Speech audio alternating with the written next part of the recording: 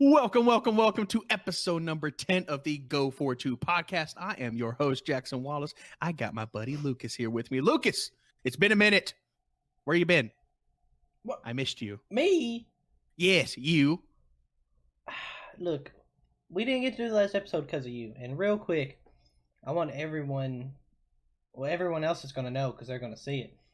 But I want you to know that we are going to start the episode off on YouTube with your little warm-up thing you just did. So my little warm-up thing. I'm glad. Yeah. Well, you got to get the juices flowing. I was going to say we got to start off on a good note. You know. Yeah. But yeah, we didn't get to do our episode last week because you had some exciting stuff going on. I did. With your podcast endeavors and your personal life and with what you got going on, your job you got right now. Yeah, man. I was on a business trip. So yeah. So I'm going to tell you. It was good. Bro, I want to tell you and everybody else listening. Okay. All right, Casey, I know you're listening, man. All right. I missed doing the pod so much last week. Like, it physically hurt me because I wasn't doing like the podcast.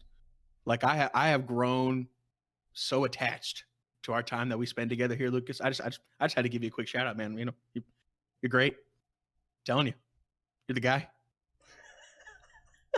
He's laughing on YouTube. You can see him laughing. Don't expect that. It's over. It's gone. Jesus, okay. Man. You try and give one compliment. Only time Jackson's ever been able to make me laugh. What? Really? No. That's kind of messed up. So yeah. So we missed. Now I don't know. Here's the real quick. I'll go through the topics we were going to talk about last week. Right. The Cowboys lose again, which, you know, it's basically a thing again this week. Bro. Gruden got fired. We're going to talk about that today. Yeah, a little bit. Super weird week in the NFL was another topic, like all the upsets. Like the Ravens barely won in overtime. The Raiders beat the Bears. The Broncos lost to the the Broncos beat the Chargers. And then the Colts beat the Chiefs. Like, just weird stuff. This week was also super weird. We were going to talk about the Panthers. We're going to talk about that today also because some more stuff came out about Cam, and sadly we have to talk about. Yeah, we got to talk about the Titans too. By the way, real quick, we're going to get to this in the recap later, but I am literally even right now. I am 21-21, and Jackson is 22-20. I don't know what's going on. All right, I'm just one game better than you. I'm trying to think of what it is. You picked the Packers and I picked the Lions, which also was garbage. We're going to get to that later today, too. And we're also going to be starting a new segment called Take It or Leave It. I'm so excited for this Take It or Leave It. We've been talking about this kind of behind the scenes, you know, just texting each other back and forth. I'm super excited for that. So Lucas told me it was kind of a surprise thing, so he's going to just kind of hit me with. I got to put him on the spot. I got to put him on the spot, you know. Oh, dude, I'm so excited. It's so fearful. So off the rip, we got some topics, you know, and stuff to talk about, but I know that you mentioned something about talking about the Marcus Peters trade. Yeah, just briefly. Yeah, so I want to go ahead and say what happened is the Rams have traded Marcus Peters away to the Ravens, right? Yes. They needed some secondary help, they got another player. I've never heard of him. I don't see him as a big some random linebacker. I think he was a bonus. But then they got a 5th round pick for this year's upcoming draft. That seems kind of low. Well, apparently they could have got a 2nd or a 3rd for not this upcoming draft, but the next one. But they didn't want that. They wanted this draft. So they got a player because they needed more. They wanted some player help. So they got a player and a 5th. You know what that is, though, Lucas? You want to know? I think I know what that is. I think that, and I'm just going kind of off the rip here, but I'm thinking that this next draft should be filled with some pretty good offensive line talent. I know most of the line that Oregon offensive line is graduating this year, you know? So maybe what they're thinking, I think coming back to what you said earlier on, like the very first episode of Go For Two, you were like, man, the Rams are going to regret losing Roger Saffold. And I think they lost somebody else. But they're like whole line is on. It's almost their whole line is like they got retired. They lost 2 people to free agents, I think. Yes.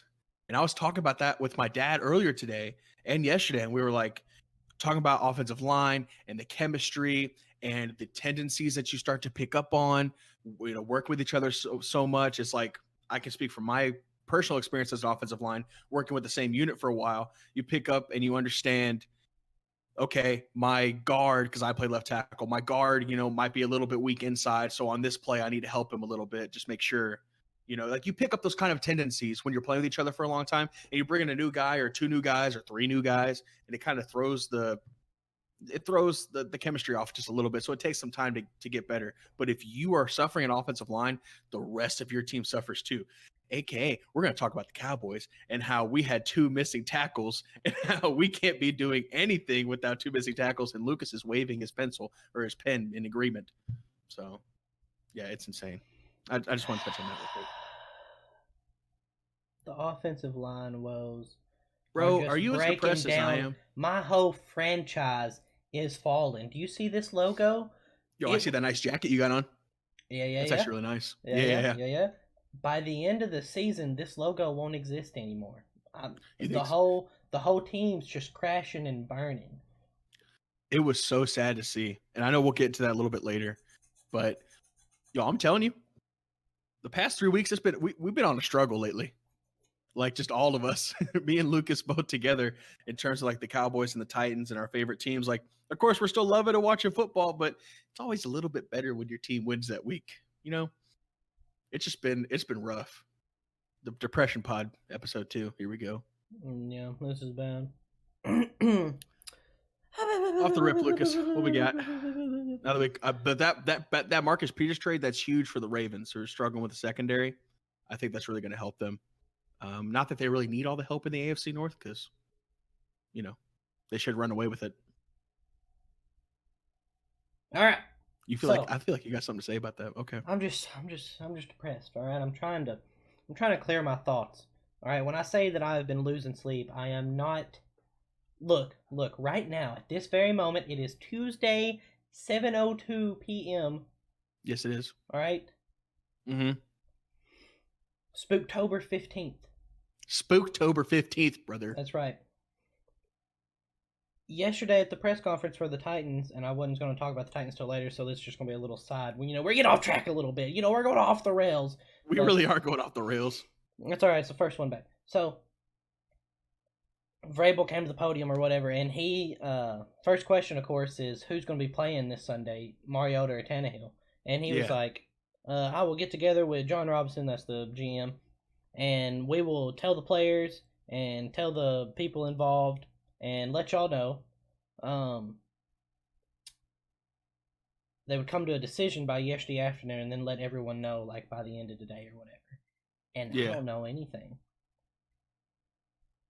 Is he just like, was it kind of like a Belichick answer? All his answers are Belichick answers. Yo, I will say, I love that Jared and the GM show that I love so much. Mm-hmm.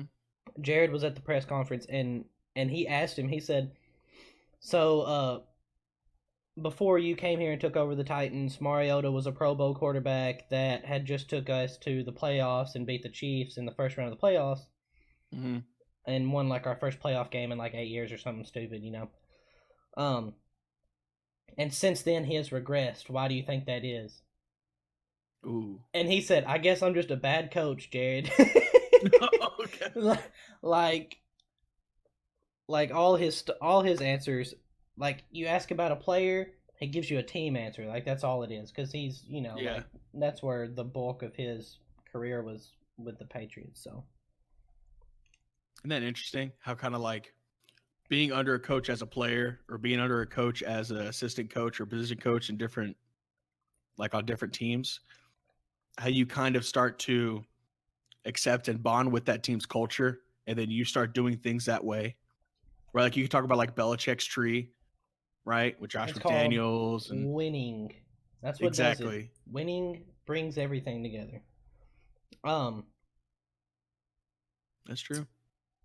But yeah, anyways, we'll talk about the whole market situation later.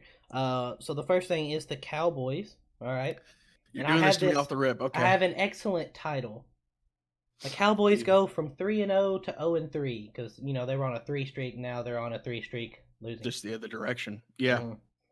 And so, oh man, I want your initial thoughts, and then there's some things that I want to make sure we cover about the situation. But just give me a quick synopsis. Okay. What is going on in Dallas? I'm telling you, man, sloppy gameplay off the start. For whatever reason, in the first quarter, in the second quarter, the first half in general, we can't seem to do anything. I don't know if it's just our game plan is off and it's kind of funky, and the things that we're trying to do don't match up with what our opponent's doing. I don't know if it's just getting out coached, which I think is part of the problem. I think we got out coached in New Orleans. I think a lot of things. It seems like we are driving the ball. I believe Dak Prescott had, or the Cowboys offense last week against Green Bay had 560 yards of offense. It's the most yards of offense that the Cowboys have ever had in losing a game. What does that tell you? That means we're driving down the field and we're getting to the red zone, but we're not capitalizing. We have what are called, and what I've listened to the radio earlier today, and what they call drive killers, right? A penalty, an offensive pass interference, a holding call on third down, false start on second and short or something like that. A drop pass by Michael Gallup, or Jason Witten fumble or a Jason Witten drop, which never happens. It's just we build up momentum and we're going and we're moving and we're running the ball with Zeke, and then I don't know if we're just getting away from our game plan or we just play sloppy, man. We're playing so terribly sloppy. Then we get in a hole, right? Down 21-3 against the Jets, right? Down 31-3 against Green Bay. We come soaring back in the second half. We make adjustments. We figure it out. We calm down. We start making plays, but it's just too little too late. We got to throw the ball 45 times with Dak, and then we get away from the running game, which kind of messes up our identity and messes up our formula. Then the play action doesn't work because guess what? You're down by 18 points, and they know you got to pass the ball. Okay, so they're going to play cover 2 or cover 3 and just mess up our entire game plan. So right now, off the rip, sloppy mistakes. That's the number one thing I've noticed. Excuse me. So I think Zeke actually got more involved in the second half than he was in the first. Mm-hmm. In this last game, he definitely did. Yeah. He's on my fantasy team. I was keeping up with him. So who you gotta blame someone, right? Right. We gotta have a scapegoat. Right. But I don't want a scapegoat. I don't want it's Prescott's fault, because I don't think it can just be the quarterback's fault. So I want to know like obviously the offensive line has to be a problem because of your tackles. Yeah, I think it's a combination of things, right? Right. But if I had to pick one thing, like, okay, the combination of things, we caught the injury bug. Randall Cobb being out, he had kind of a tightness in his back. Tyron Smith went down late against the Saints. Lyle Collins went down against the Packers, so we didn't have all three of them going into the game against the Jets.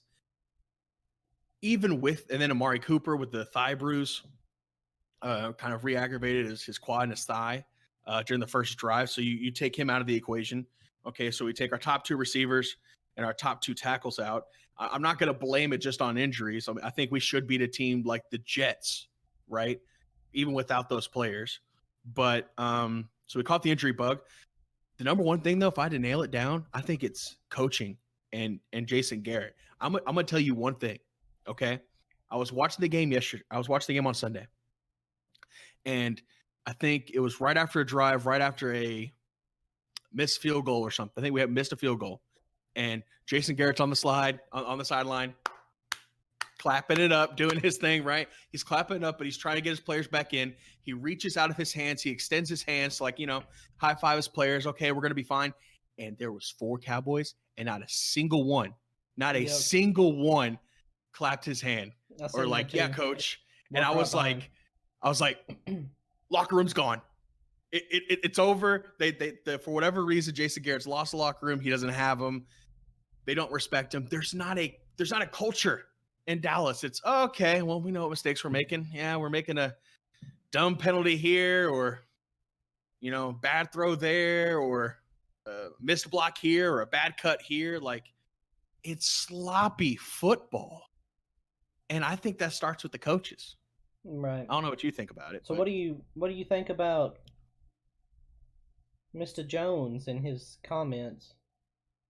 Oh yeah, we should read those off. I don't know if we have them. To paraphrase, he basically said that he liked what the Cowboys did in the first 3 games. He didn't like what they did in the last 3 games, and he didn't think it was Jason Garrett's fault. He didn't blame him for that. Right. Yeah, I remember he had two separate quotes. The second one, he was like, "Yeah, I'm not gonna say I'm thinking about Jason Garrett or our head coach being a problem." He's like, "That would be unfair to him at this point, et cetera, et cetera." But then the first quote, he said he definitely expected more, and from what we've done the past 3 games is just unacceptable. Um, so Jerry, I think Jerry Jones is an interesting character, Lucas. He really is. He kind of it's not like I don't know whether to believe him. It's whether he is saying something on a topic and he'll say something in the media, but then he'll kind of do something else. I Right? Like think the he whole just like spouts off, man. I think yeah, the it just kind of words just flow out. yeah, I think I don't know if I can really kind of take him seriously at this point because he was saying, "Oh, we're not going to give Zeke a big time market contract if he's not here with the team. You know, he's not going to be with us. Maybe we should move on without him. We don't need a, you know, leading rusher in the NFL to win a Super Bowl or something. Whatever that comment that he said in the preseason." Then 2 weeks later, we go and we sign Zeke to this big market deal. So I don't feel like I could take his comments super seriously. I think he just like you said, he just kind of talks to the media. Whatever he Mhm. happens to be thinking at that moment in time, he's gonna spout out. He's gonna try and spin and make us think one thing. But we're on year 9 with Jason Garrett now, and I think a change needed to be made 3 years ago. I really do. I think in 2016 we needed to make a change, but I think Dak Prescott and Zeke had such a good year. The Cowboys played very well, 13-3 season, winning a playoff game. That okay, we'll keep Garrett around. Maybe they kind of buy into his system, but it's been 9 years. I think there needs to be a shift in the culture within Dallas. I think we need to have a coach that can hold our players accountable, a coach that I can visibly see the passion with, right? And I know like Garrett's just not that type of guy. He's a nice guy. He's a cool guy. He's a player's friend. He wants to help him out, and I get that, and that's fine. But when you lose the locker room, you lose the team. At least from what we can see on the outside, it appears as if he's lost the locker room and lost the team. Again, we're not in, we don't know. That is a big time problem, and suggests to me that a change needs to be made. Why do you think he's lost it? Because to me, like, as an outsider, Mm-hmm. if he has lost the locker room, then to me the reason he's lost it is because he's inadequate. Yeah, Like he's not like it's not like he was a big time player turned coach. It's not like he's done you some backed up Troy crazy Aikman, played for a little bit. I mean, right. that's He hasn't done like any crazy coaching. He just kind of right. We he's just hired been him a as face. He's just yeah been a face. he was the offensive coordinator under Wade Phillips. He called plays fairly well back in 2007 to 2009, right? And from that offensive play calling, we released Wade Phillips. We then interviewed Garrett for the job. Jerry Jones loves to promote from within. If he's worked with you before, he wants to work with you again, especially if he likes you.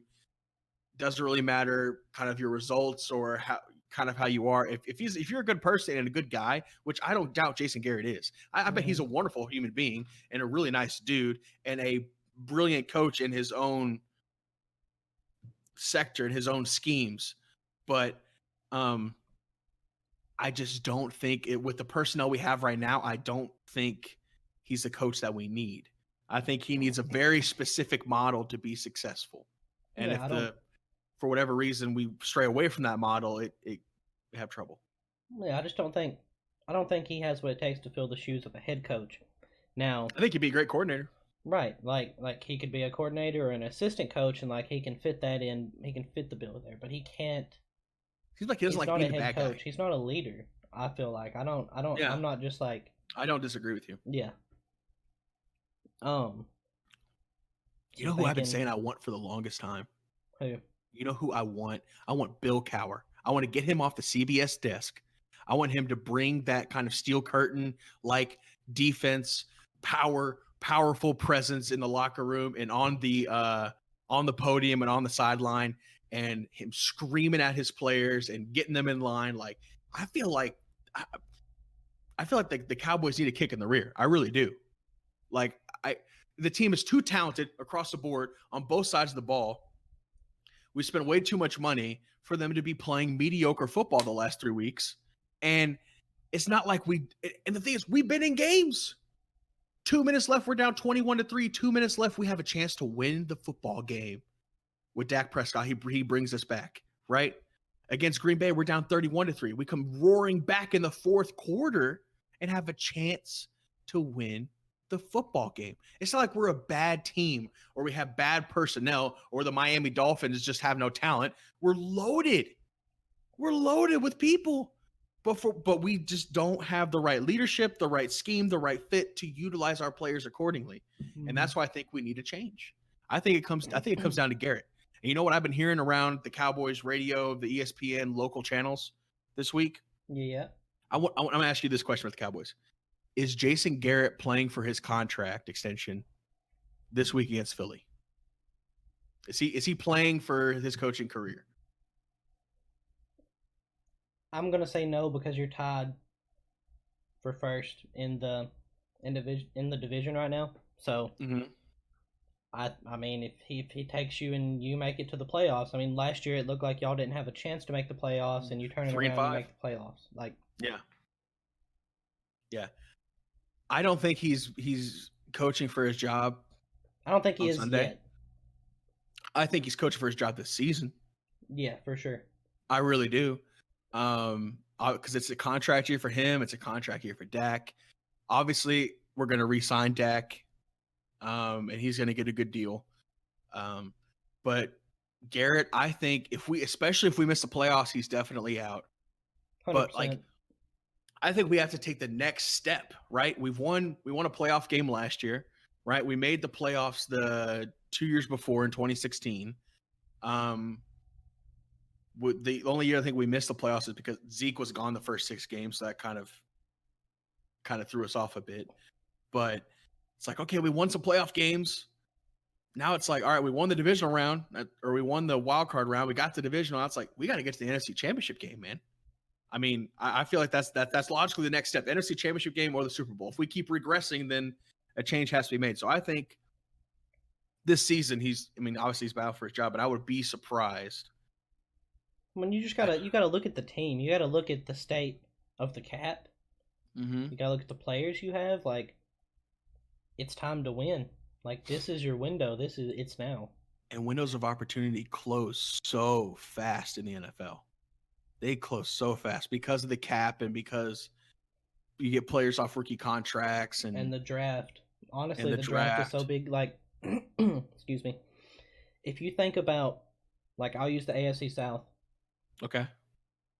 4 years ago, AFC South looked absolutely miserable. Yeah. And right now you got Houston Texans, who just beat the Chiefs. The Colts, who are winning with Jacoby Brissett. Yeah. You got Jacksonville, and people are looking at them, and they're like, oh, when Nick Foles come back, they're going to be a playoff contender. Yeah. And then you got Tennessee, who has the number 2 defense, according to 102.5 The Game that I listened to earlier. I haven't seen stats on that, but they said number 2 defense. And, like, all we have to do is score 21 points a game, and we win. All you have to do is have a kicker that can make field goals. Yeah. And instead of 2-4 right now, we're 4-2. Yeah, just so close. Like, we've lost 2 games because we can't make field goals. We should be 4-3, if not 5-1. I really think we should have won that. We got blown out in the beginning against Green Bay, and definitely deserved to win that game. But I think we made enough mistakes that we should have beaten the Saints, and we definitely should have beaten the Jets. The Jets had, I think it was 1 red zone touchdown all year. One offensive touchdown. That was it. They had like 11 first downs. Don't you love it? Or they it? averaged 8 first downs or whatever a game. But like it was. Oh, but I mean, like, even like the Houston Texans were winning the division back then, or the Colts, whoever. When Andrew Luck was hurt or whatever, they were trading it. Houston was winning, and then, the other way around. when he was there. They were winning because he was the only team in the AFC South that had a quarterback.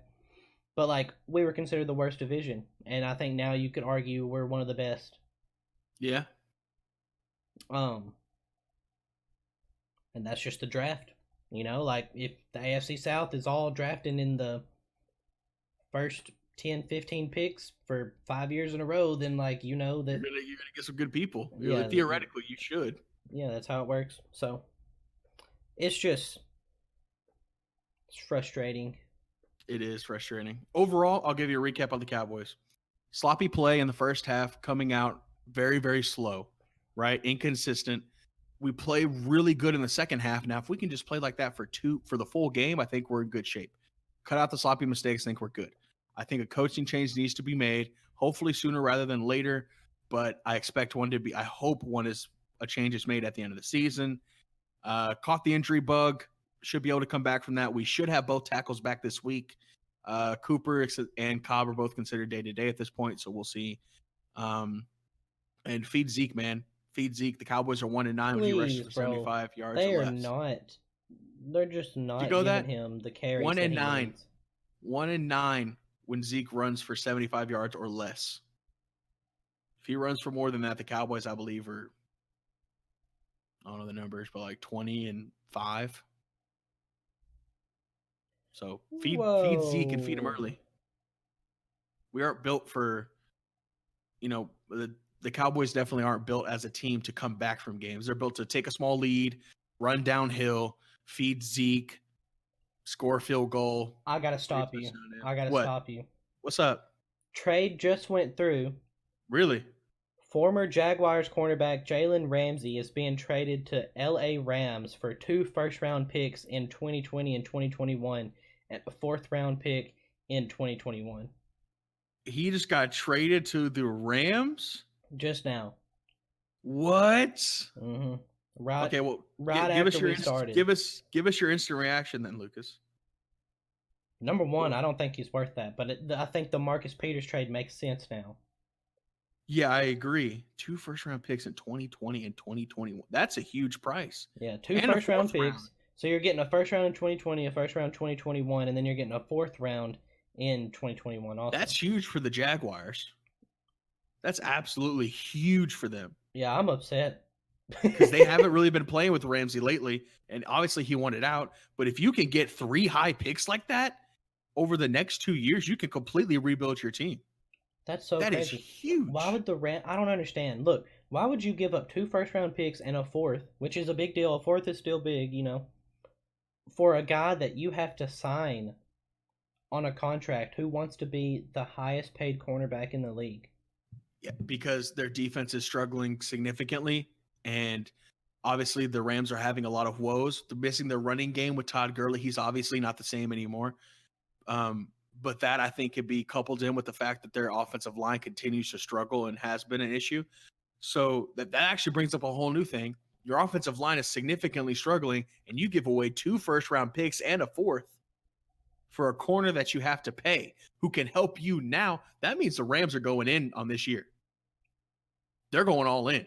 Yeah, but you can't Isn't that what that means? Okay, you're bringing in a cornerback that's been hurt for like 2 or 3 weeks, right? He's having back issues, right? Okay. Yeah.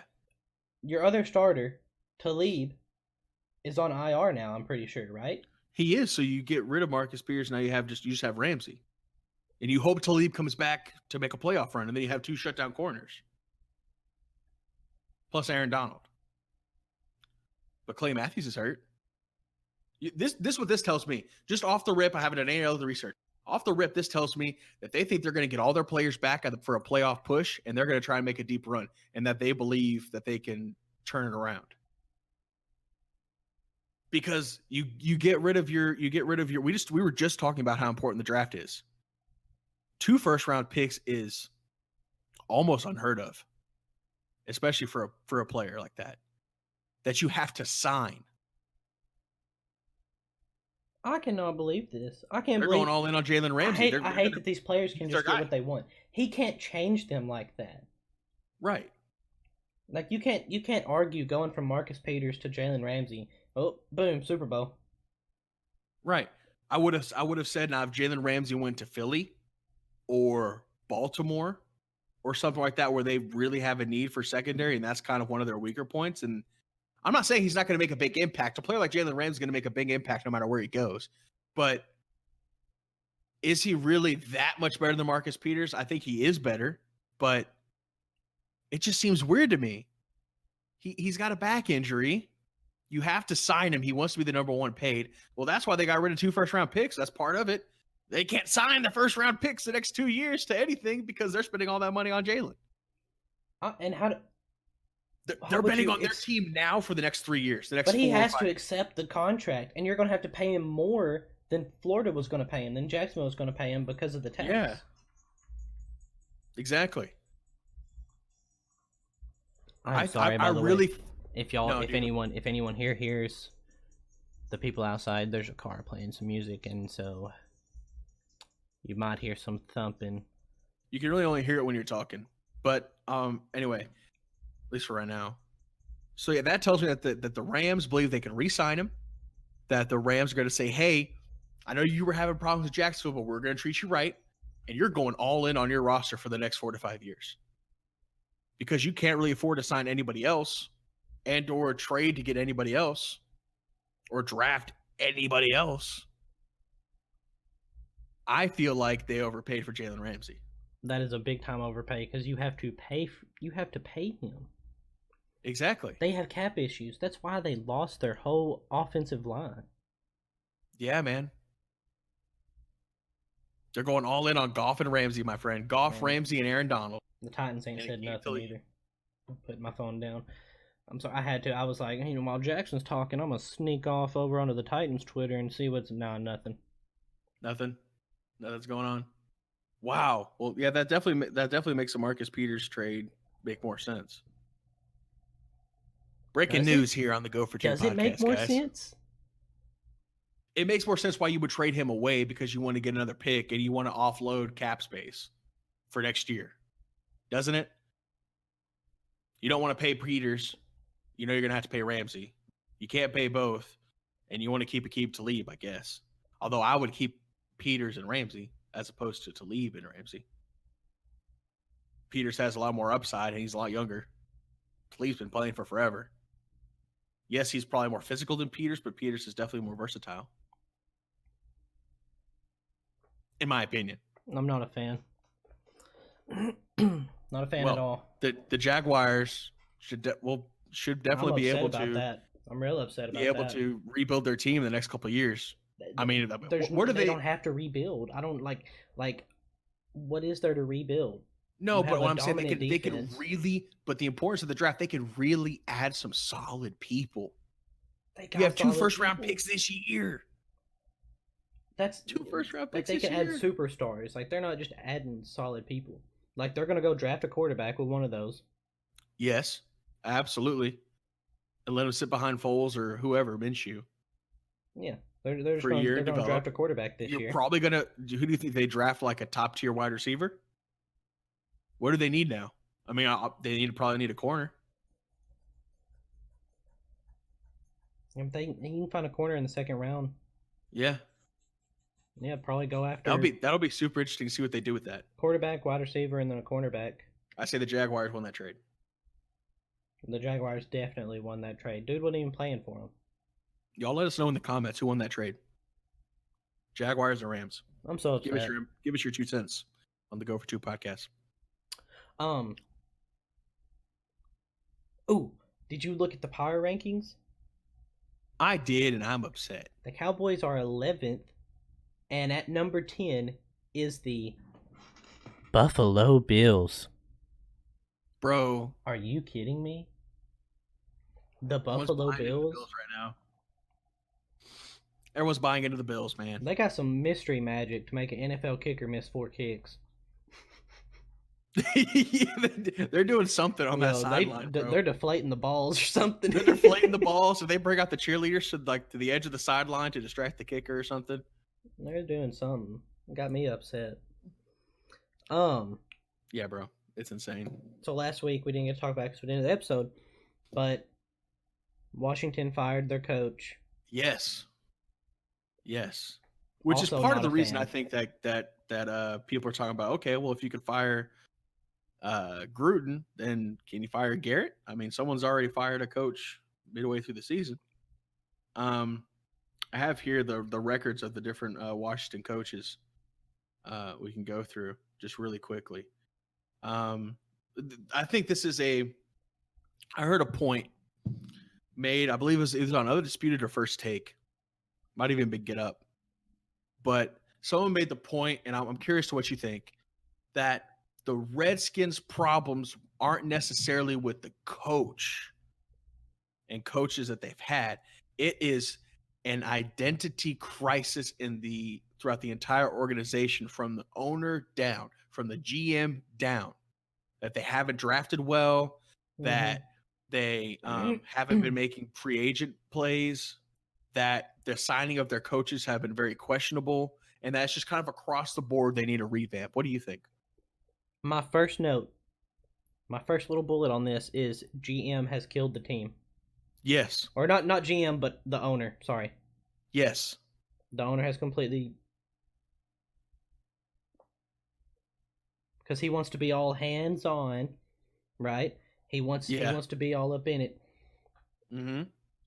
And it's destroyed the team. It's like we talked about in one of our last episodes, like the 7th one or something. We talked about, actually it's probably 8th. I think it's 7. We talked about why they were being so bad, and like you were just going in on Gruden, and I was like, you can't blame him when he has nothing there. This is a bigger problem than just Gruden. Like, is the offensive line good? Not really. Are the wide receivers good? Not really. I was like, name someone you know on there. You can sit there, and it's when Case Keenum had that horrible game, and I'm like, you can sit here and blame the quarterback for every problem, but he has no one to throw to, no one to hand the ball off to. Yeah. Like, no one protecting him. Yeah, we were sitting there, and I was like, name some people on that team. Like, name some stars. Like, they don't have any names. They don't have no one you know that you can name, really. You might find but he's a shell of himself. Vernon Davis, but he's a shell of himself. Case Keenum, Dwayne Haskins. I mean, that's it. I can't name any of the receivers off the top of my head. I have to look it up. Trent Williams, but he's holding out. What do they do in free agency? They don't want to pay people. They either don't want to pay people, so they lose them, and then they go after people that are washed up, people that are past their time. Josh Norman, older veterans. Yeah. Albert Hainsworth. They just pay these players, and then they are not what they used to be before. Yeah, they overpay for a older veteran. Mm-hmm. Right? Who are just Vernon not Davis. Up to where they once were. Vernon Davis. Right. Oh, okay. So I have the different coaches right now. Mm-hmm. So the last good coach the last coach with a really, like, they have had 2 good coaches. But the last coach with a winning record in Washington was Joe Gibbs, brought on in 1981. He coached from 81 to 2007. He went 154 and 94, right? 62% win percentage. Okay. What about I'm sorry. They made the playoffs 24 times. They won 17 playoff games. Do you know can you just do the coaches under this management? I'm not sure, but I can go from 2008 on. I mean, that works. From 2008 they had Jim Zorn. Okay, he went 12 and 20. Okay, absolutely awful. They had Mike Shanahan. Okay, legendary coach from Denver. Nothing to work with. He goes 24 and 40. Then you have Jay Gruden. You bring him on in 2014. Okay, and he has one good year. They make the playoffs, right? Leftovers from the buildup of Shanahan. Since then, 34 and 49. Okay, with a 41% win percentage, right? They made the playoffs one time during his 5-year tenure. They've made the playoffs a total of twice since 2007 and lost both games. This is a huge problem that comes from the GM on. You bring on, okay, who do you bring in? Deshaun Jackson. Okay, awesome. You bring in Deshaun Jackson, hot off from Philly, but who's his quarterback? Nobody. I can't even think of who his quarterback was at that time. I think that might have been the RG3 year. They drafted RG3. They had DJ. Yeah, and they ruined him. Great. They ruined good players. Yeah, exactly. So that's like the last good pair of players they've had, right? They had Kirk Cousins, but then they didn't want to pay him. They franchised him for 2 years, let him go to Minnesota. Yeah, and he played good in those years. Honestly, I He thought he played played very good. well. He played well enough for you to give him a contract. For sure. For sure. So this is a systemic issue that can't be fixed until you fire the GM, you get a brand new coach, you recultivate the culture, and you get the owner to butt out. But I don't know if that's ever going to happen. So the Redskins have one heck of a problem beyond just drafting a good quarterback. Now let's talk about drafting. And then I seen that after they fired him, I think it's like the president of operations or whatever, like, yeah, or it might have been the GM. It was someone important, right? One of the guys up close to the tippity top, right? Yeah. Comes into this press conference and he literally says, "I know everyone says that like our culture's bad, but we actually have a really good culture. We got a strong group of players." Excuse me? Yeah. No, like you got players like Deshaun Jackson's like saying that you do not have a good culture. Like, yeah, you are not a winning. He's been gone since like 2012. Yeah, like you are not a winning football team. 2013. So, I just think should have kept Cousins. I don't think Gruden was necessarily like their savior, but I don't think he was the problem.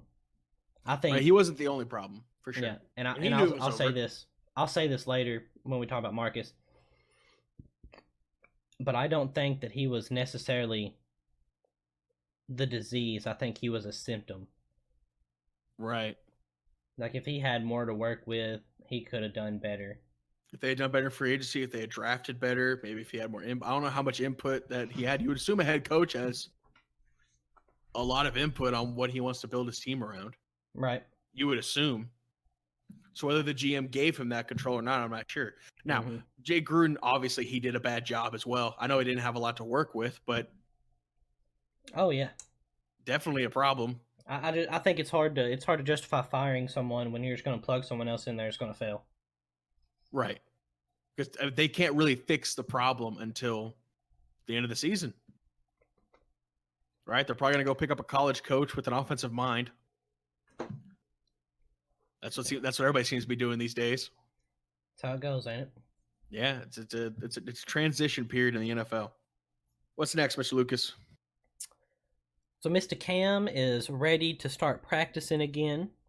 Yes, but the Panthers have been rolling. Yeah, he should be. I think he's going to be practicing after the bye week. Okay, yeah. So they've been rolling with Kyle Allen. They're on a 4 streak with him. He's 4-0, and so this raises an interesting question because obviously there's going to be a quarterback controversy in Carolina, right? There's a quarterback controversy now. Yes. To the fans or to the organization? I think to both. Yeah, I don't. And the only reason why is because Kyle Allen's 4-0. I think if Kyle Allen went 2-2, okay, you bring Cam back full healthy. But he's gone 4-0, and the Panthers have been playing incredibly well. Now, part of that's Christian McCaffrey, right? Who I think deserves to be in the MVP conversation, right? Not necessarily win it, but his numbers are off the charts right now. He's playing incredibly well. He'll come up later. Every game. Yeah, he's part of their success. Yeah, right? we got something to talk about him later. Their defense has stepped up. Luke Kuechly's been playing incredibly well. He seems to be kind of back into form, right? So it's just not all of the success is not contributed to Kyle Allen, but that's the way the quarterback goes in the NFL.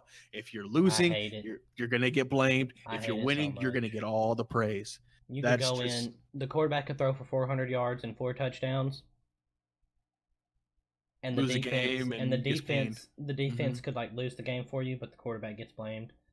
I hate stuff like that. It makes no sense, but people don't use their brains when they're looking at teams. I don't think. Well, that's why they can come to the Go For Two podcast and listen to us on Spotify, Apple Podcasts, Google Podcasts, and everywhere podcasts are found. Watch us on YouTube and listen to our thoughts. Leave us a 5-star rating. You got to have a plug, bro. Yeah.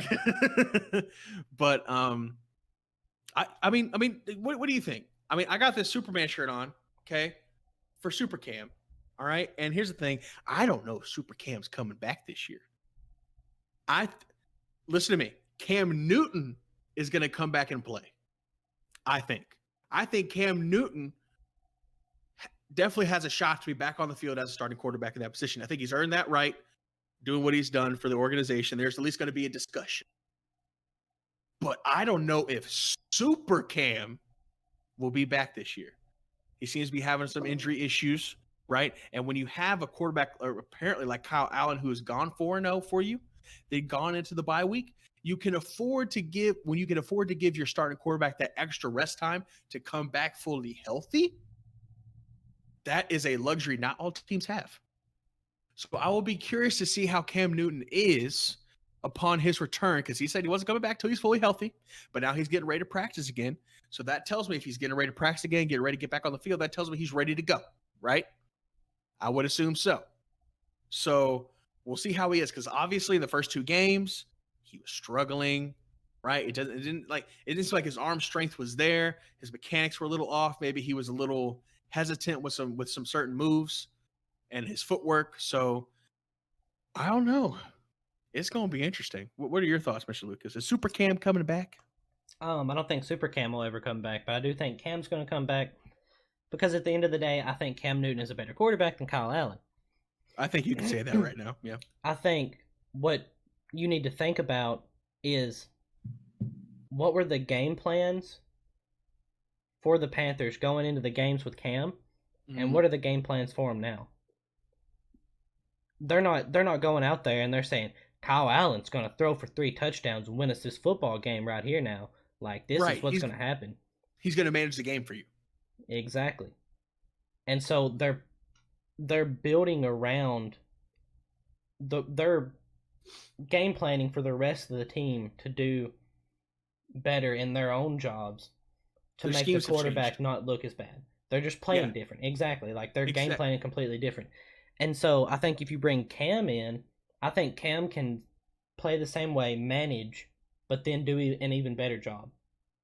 Because of his dual threat abilities and because of his quarterback prowess that he has right now, right? If he could accept that role and the Carolina Panthers keep that scheme of Cam, Kyle, go out there, take care of the ball. Do not turn it over. Don't make mistakes. Don't take risks. We're going to run the ball with Christian McCaffrey. We're going to throw it over the top on the play action to DJ Moore. We're going to bring in Greg Olsen and have him instituted into the offense. We're going to play good defense, and that's how we're going to win football games. We don't need you to go out and make a heroic play. We don't need you to be Super Cam and put us on your back and run for 150 yards and throw for 350 for us to win the football game. You know, it's time to play team football. It's time to play team football. I like that. That's what it is. All right? It's just, you are not Super Cam. Right. Peyton Manning retired. All right? This man ain't in the league anymore. It is not that year. Right. It is time to play as a team. Yeah. And so when you bring in a quarterback like Kyle Allen, who nobody had heard of, what do you think their game plan was? It was, all right, Kyle, we know we're in a weird spot right now, okay? But just take care of the football, take what the defense gives you. We're going to put it on the back of Christian McCaffrey, and we're going to play good defense. Yeah. I like that point that you made. If Cam can come in and accept that role, and he's healthy and can do that, but he also gives you the ability to make plays with his legs. Right. And do a little extra. You know, you throw a little give extra. You a little extra. He can probably throw it farther. I don't know. Yeah. We'll see.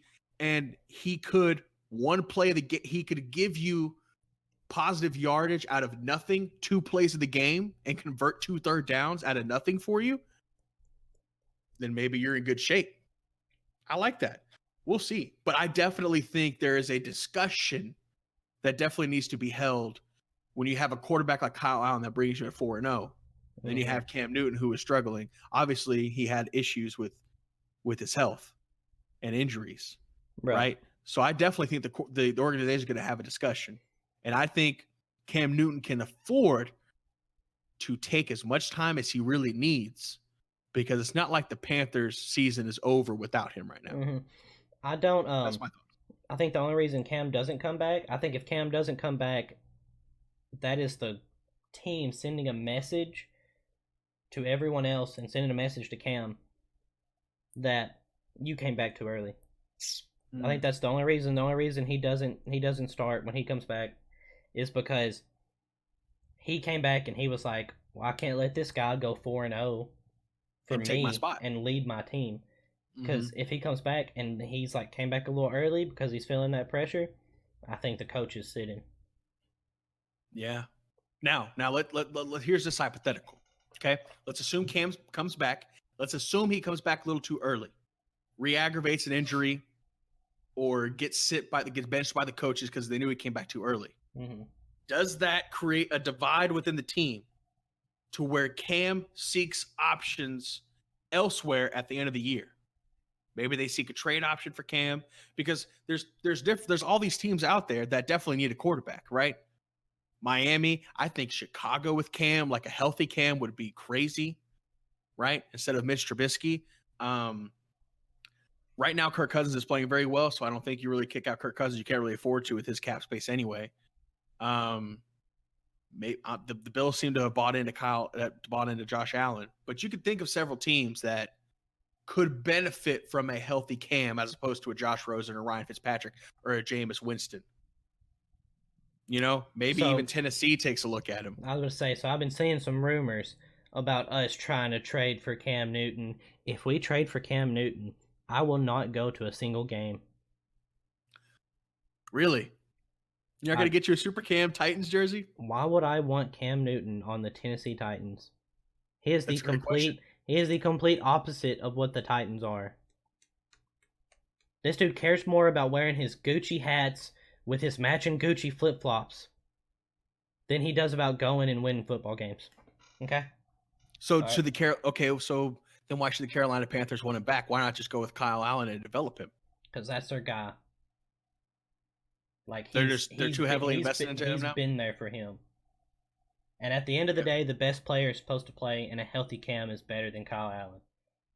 Is a healthy Cam better than Mariota or Ryan Tannehill? Healthy Mariota, healthy Cam. I like Mariota better because he's younger. More upside later on down the road. Yeah, which, I mean, that's not going to matter. We ruined him anyways. I know. We'll get into that here in just a little bit, Lucas. I can't wait to hear your thoughts on that. Okay, interesting question. But yeah, I think overall, I think there's going to be a discussion. I think if he comes back healthy and plays like you said, manages the game, doesn't make mistakes, turn the ball over, that he has a chance to bring his team back into the playoffs. Thank Kyle Allen for keeping the ship alive. And Kyle Allen's going to raise his stock. And if they keep Cam, I wouldn't be surprised if somebody asks about Kyle Allen, because I think Jameis Winston's out of a starting job next year. Josh Rosen definitely is. Yeah, he's already lost it.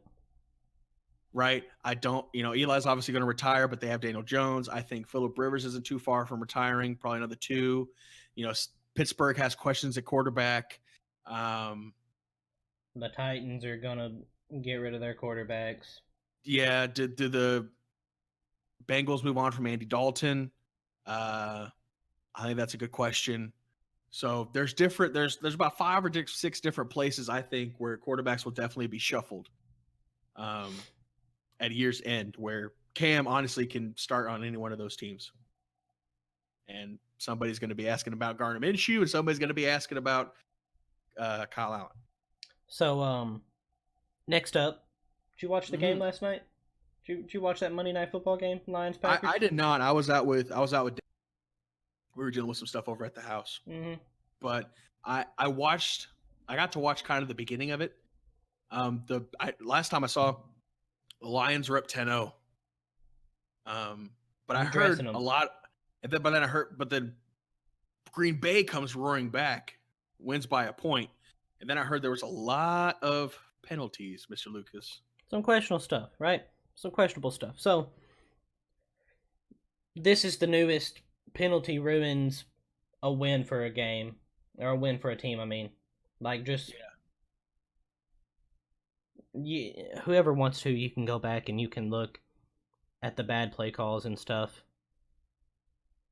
You'll probably break your phone or whatever you're using to watch it. It's painful. That stuff like this can happen in the NFL, where we are reviewing everything. Yeah, like replays on everything. What happened? What was the call? There was like 2 illegal hands to the face calls, where this dude wasn't even up in here. He had him he was like right here on the chest area. Yeah. Yeah, there was a touchdown that got called, and they review all scoring plays, and you can literally see from the pylon cam, there's a picture. Go to Twitter, you will see it. You can literally see that dude is down and the ball hasn't crossed the plane. The player hasn't even score anyway. I think like the player's head had broke the plane, but that was it. That was it, and they called it a touchdown? Yeah, it was like a yard short, like a half a yard short. Like you could tell. Wow. So that's just like some two big ones. There's just the situations of when they happened. Green Bay goes down, kicks a game-winning field goal. Stupid stuff. Anyways, but this is throwing the refs back into the fire because there's been over the off season they said they were going to focus on holding calls more. There's like a double the amount of holding calls that have been called this point in the season compared to last year. I've noticed that in every game I've watched. There is all these pass interference calls, and like those are getting reviewed and stuff.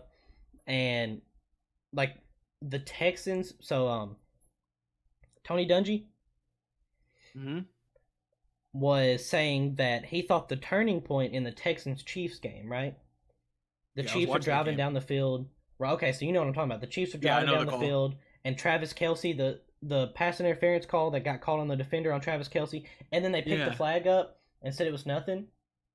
So Patrick Mahomes drops back. He sees the flag, thinks he's got a free shot. Yes. Airs it out. And then they pick the flag up because they called passing interference on the defender that was on Kelce. The ball wasn't thrown to Kelce, so it's technically not passing interference. It's supposed to be holding instead. Yeah. They didn't. They just play. Yeah. They just said no flag. They said no flag on the play. Picked it up. Bro, I'll tell you what. All right, let me talk about these refs for a second. Well, real quick, I wanna throw some stats out there. Okay. There's been roughly 1,400 penalties so far this year. Yeah. And they're on pace for about 3,700. Wow. So last year in total there was 3,600. So that's 100 more penalties, right? Yeah. And most of those are probably holding penalties. But I think if you look, the penalties now are more game changing. For sure. And they're slowing the games down. They're affecting momentum significantly. And I think the refs are focusing on big penalties more than they used to. I think if you really went deep into the numbers, the website I used was NFLpenalties.com. They've been keeping up with the penalties since like 2009. Yeah. I think if you spent some hours and you really went in on them, you would see that like there's double the amount of holding calls, where last year there might have been more, I don't know, let's say like offside calls. Yeah. Maybe they're not seeing that as much now because they're so focused. Yeah. Yeah. And so like they're focusing on these other penalties, and that's good, but at the same time it's slowing the game down and it is really hurting teams. A holding call is 10 yards. Boop, yeah, 10 yards. That's what we called earlier. That's a drive killer, especially on a third down holding. That's all the Titans get, bro. All the Titans get. Second, and it makes it a second and long, so that completely changes up your scheme of your playbook, what you could call, slowing the game down significantly. Oh, yeah. Definitely. The games have been longer, for sure. Like at least by like 15 to 20 minutes piece. Yeah, and I think it's just I don't know what's going on. Like I don't remember 2 or 3 years ago. 3 years ago, I don't remember crazy stuff like this happening. I don't remember penalties just like obviously it happens. It seems like it's happening on almost every play. It's not. It's so much more frequent now. I'm watching the Cowboy game, and I kid you not, I watched, and there was a section where there were 6 straight plays and 6 straight flags. Oh, there's 2 penalties to drive. 100%. Yeah. It's insane. I'm like, why was with all these flags? It's like I'm at the point now where I'm watching a game and I see a big play and immediately my eyes go to the bottom of the screen because I'm like, is there a flag on that? Yes or no? Because I'm expecting one on every single play now. And it's driving me insane. It seems like what these refs are doing, I talk about them for a sec, they're calling everything because they're like, oh, we can just review it later if it's bad, or, if somebody wants to challenge it. Or conversely, some refs are like, there'll be a no call on a blatant pass interference. Cause like, okay, well, if we miss it, somebody can just challenges and we'll challenge it and we'll clean it up. Like they're either too scared to make a call because they know they're going to get slandered and jumped on, and then sometimes they're just throwing all the flags because they're like, okay, well, eventually I'm gonna make a right call. Mm-hmm. Like it's a little bit of the extremes of both, and it's driving it's annoying. I agree with you. But like, it's annoying. And they're changing stuff too. So like they're being strict on the holding calls, right? They're being more strict. Mm-hmm. It's not that they're just like looking for it more. They're also being more strict about it. So after Taylor Lewan's first game back, Spooktober with the boys. Shout out the Spooktober boys. with the boys. Love if you watch this on YouTube, you can see Lucas's right now. Go to YouTube, type in Go for Two podcast. Look at this right now. Lucas has the Spooktober with the boys shirt. That is awesome. I need to get me a Spooktober shirt. If you guys have a hookup with the boys or want to send us something, let me know. Not like we have that reach yet, but that's actually awesome. Spooky. That's right. So, anyways, so it was his first game back after his suspension, and like obviously this is his fault, and like he took blame for it, but he got called on a holding call like at the very beginning of the game, and he said that he like reached in and grabbed the guy right here. Yeah, right here in the chest area. Yeah, and he thought chest shoulder pad. Right, he thought he could do that because his whole career in the NFL he's been able to do that. Well, they called holding on him for that because they're calling holding on that now. Yeah, and so they're just being more strict about it. Yeah, so he has to kind of change up. Yeah, players are having to find different ways to do their stuff. But I just wanted to point out that like that proves they're being more strict about it. Oh, for sure. And it seems like, especially with the targeting calls and the hitting with the helmet and hitting the helmet at all and kind of leading with your face mask a little bit. It's like if you hit somebody without like your shoulder, like if you hit them with the helmet at all, they're calling unnecessary roughness on all of those. Oh, dude, I understand. For sure. So people have to learn how to hit different. And I can understand, I can get it. But what do you think? I understand how strict they're being with like quarterbacks. I get that. Mm-hmm. But they're literally getting to the point where your shoulder is starting to become part of your head. That's what it looks like when you're out there watching the game. Like, or they're starting to judge the plays and what happened based on the result. Yeah. Like, player comes in and it's shoulder to shoulder, but it's a big hit. Dude hits his head. When he hits the ground, dude bounces his head off, gets a concussion. They're throwing the flag, and you're getting fined. Yeah. And it was a legal hit. Yeah, with the legal hits especially, like, I remember watching games in 2004, 2005, like Brian Dawkins and Ray Lewis, Weapon X, and, Ray Lewis, big boy, and Brian Urlacher, and they would blow you up and mess you up, and you could watch, like, highlight reels of huge hits from the season, like, oh my gosh, this guy got destroyed. You don't really see a lot of that anymore. You see like 2 or 3 a season that are legal hits, and I understand because it's from a concussion, CTE. They obviously want to avoid that brain trauma, so I get that. But selfish part of me wants to see, okay, fine, but if you're hitting them with your shoulder and it's a legal hit and it's a big hit, like football's a violent sport. Let these guys hit each other, Like, part of me thinks that, I don't want anybody to get permanently hurt, but it's part of it. I miss some of the big hits, and it's part of it, like part of it. Being a little too soft sometimes. So, is that all you got on the? You done? Yeah, that's all I got on the ref stuff, man. Refs are annoying me. I agree with you, 100%. So, last topic before we get into the fun stuff. The end is always my favorite. When we do the fun stuff. Yeah. So the Titans benched Marcus Mariota in the third quarter of the game. I know you were heartbroken. I don't have his stats here. He was like 6 for 13 for like 80 yards and 2 picks. I've been seeing I saw like on SportsCenter, like ESPN News, stuff like that. They just kept showing replays of Mariota. They showed all of his missed throws. They didn't show a single completed pass. They showed all of his like wild, like he had a couple wildly inaccurate throws, and that's there was some crazy stuff. They made it seem like that's all he was doing. Mm-hmm. So like it started. Here's how the game went. We started on offense. Mm-hmm. Play action, fake, screen pass to Derrick Henry. Hits Okay. him in the face again. This is like 3 games in a row. This man just Drops the ball. yeah, he doesn't know what his arms are doing. He's just doing crazy stuff. All right, Yeah. and then we run on second down. We get like 3 yards, Yeah. Sets up a 3rd and long. and then Delaney Walker runs an out. Marcus throws it to him, and it's slow. It like hits at Delaney's feet, Yeah. and then it just my stuff is on streamer mode. I'm not supposed to get calls from other people, but Yeah. I got a call on Discord. And so everything went funky. I understand. I had some funky stuff going. But anyways, back to the important stuff. Yes. So it just like I said, it just went downhill from there, right? Yeah. And there was a play. Henry just did like a little swing. Mm-hmm. And if this is Derrick Henry running, right, like off to Marcus's left, the pass went back here.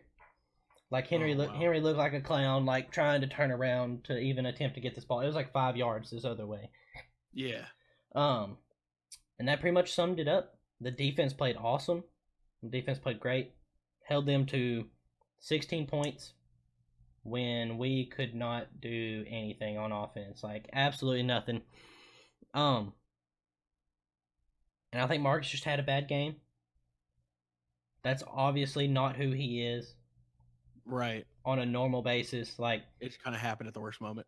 yeah, like if you and he just looked scared too. He looked so scared in the pocket. Like it's like they drilled into his head like, "Hey man, you've got 2 seconds and then you need to be doing something with the ball." And it seemed like he would drop back and he was like 1, 2 and then he was going somewhere. Mm-hmm.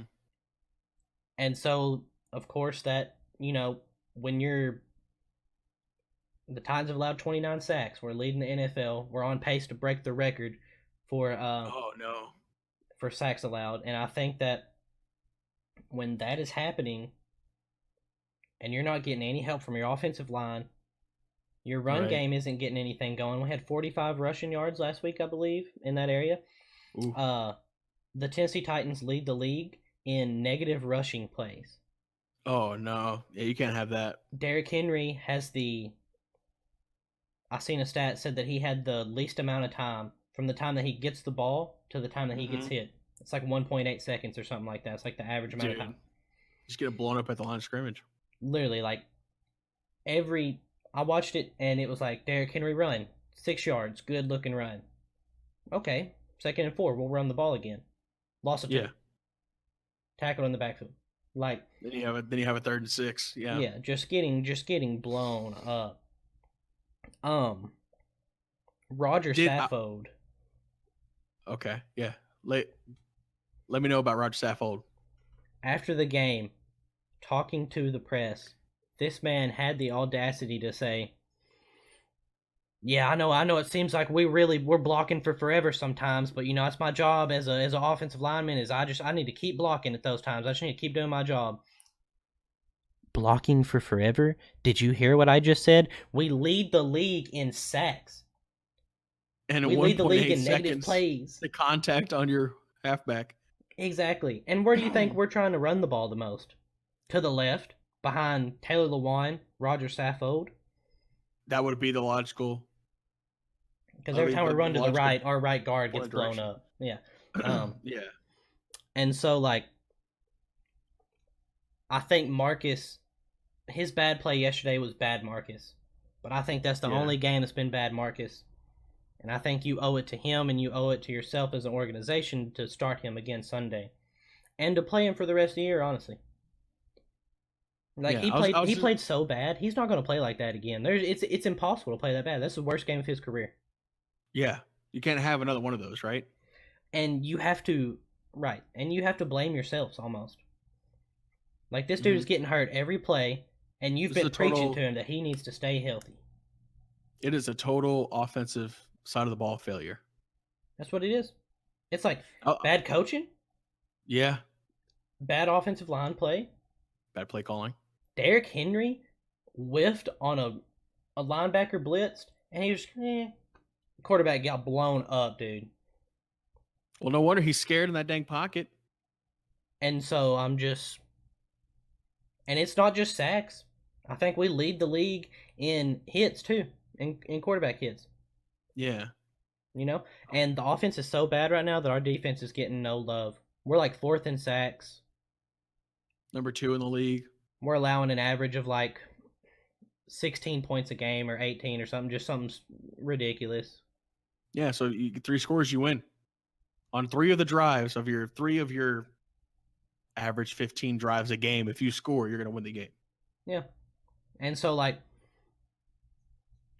everyone that's like, Mariota's bad, and that's why. Did you see Tannehill? Did you see what Tannehill did when he came in? No, how'd he do? All right, so Tannehill came in, we're down 16-0. All right. Yeah. Broncos are playing prevent pretty much. Okay, like they're gonna give us these little easy routes. A little dink and dime. Okay, so he had a better completion percentage. His QBR was actually 10.2 or something like that. It was 10 point something. Wow. Marcus's was like 12.8. That's terrible. Both were so bad. Yeah. But that's really awful. If you watch the game, did we move the ball more? Yeah. I watched him throw it to a couple wide open wide receivers. Yeah. I watched him throw a streak to our tight end, Anthony Ferkser, that if Ferkser wouldn't have jumped up and just made the craziest catch of his career, it would have been an interception. He threw a pick in the red zone. So it's not like you have a much better option. And people are like, Mariota's the reason for the sacks. It's his fault. Marcus got sacked 4 times.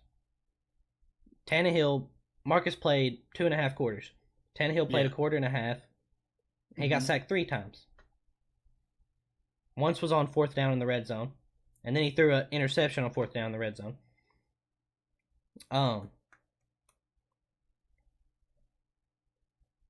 So I think that right there shows that Marcus had a bad day and he looked horrible. But you can't keep blaming all the sacks on him. And people are like, oh, he doesn't see the field. It's because he's running around for his life.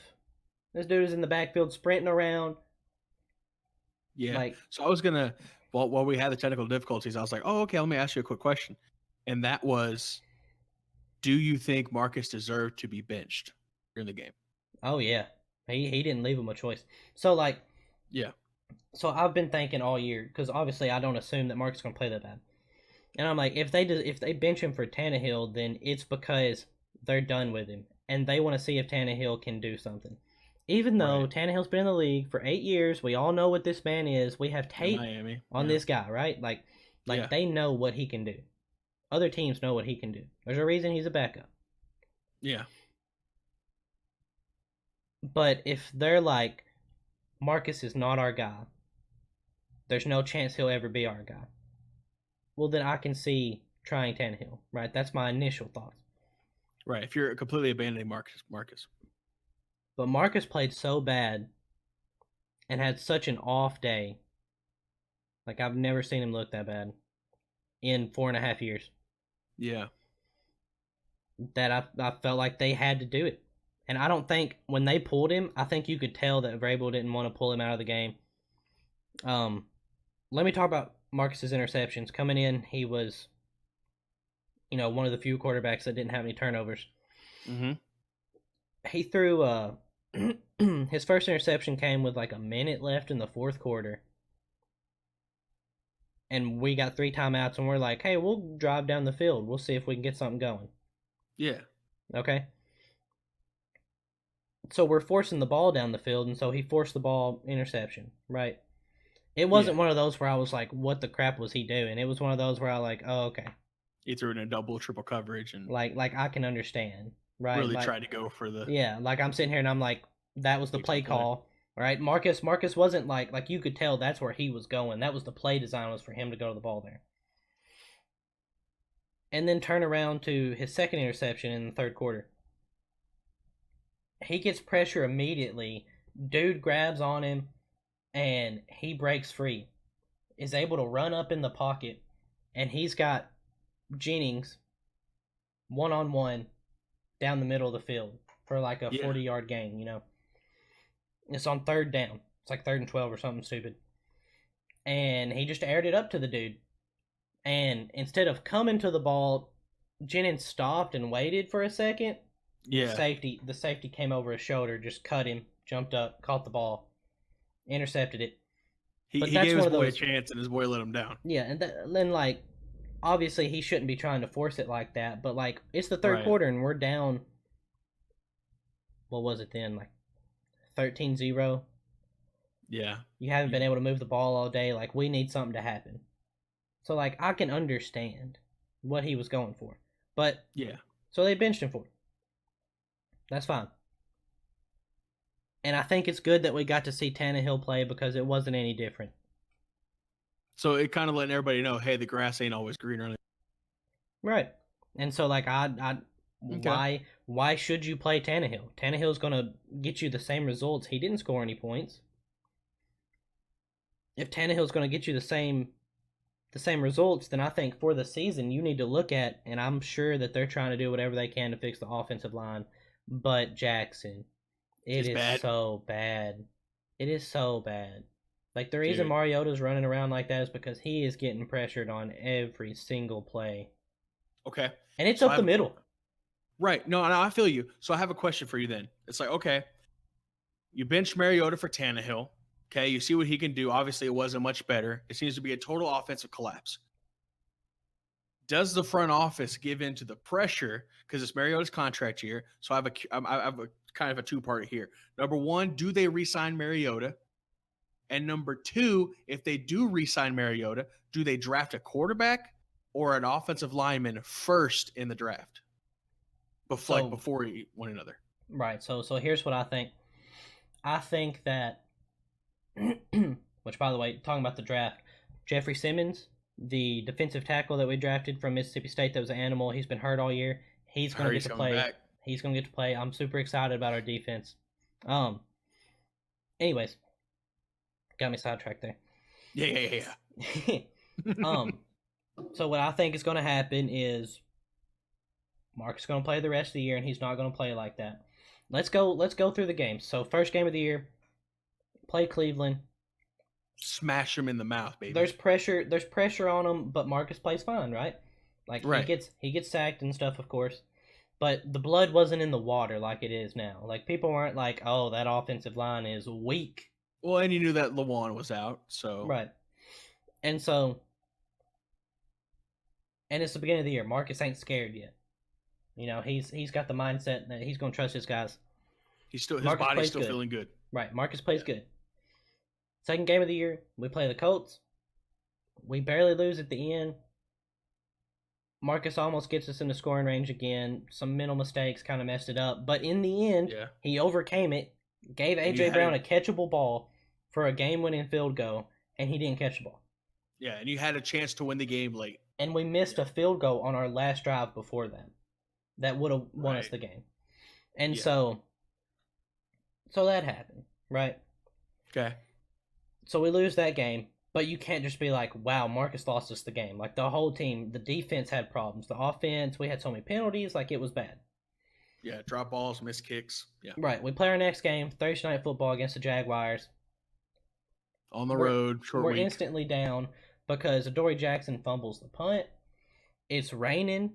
Mariota played average in the first half, comes out in the second half and tries to make stuff happen. He's completing good balls. We're getting stuff down the field.